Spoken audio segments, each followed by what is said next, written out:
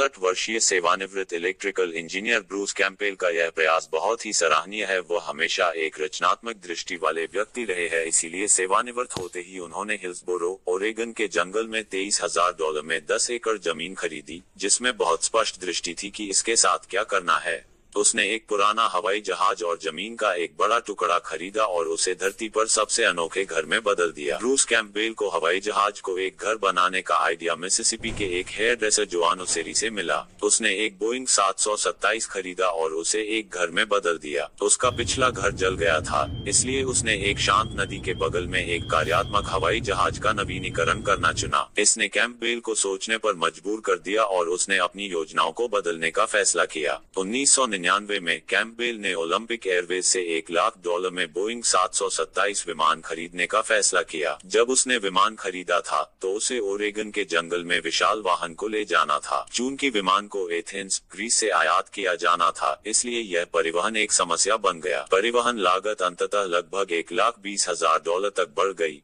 जिसका अर्थ था कि उसने मूल रूप से विमान के लिए $2,20,000 का भुगतान किया। उनके लिए, हालांकि यह विमान सपनों को साकार करने वाला था। विमान के अंदर वे सभी आरामदायक चीजें हैं जिनकी आपको आवश्यकता हो सकती है। विमान की बहुत सारी आवश्यकता की चीजों को वैसे ही रखा गया है, जैसे कुछ मूल सीटों के साथ साथ शौचालय भी। कैंपबेल ने एक वॉशिंग मशीन और एक सिंक भी जोड़ा। उन्होंने प्राकृतिक पानी की भी व्यवस्था विमान में कर डाली, साथ ही उन्होंने नहाने के लिए भी शावर बनाया।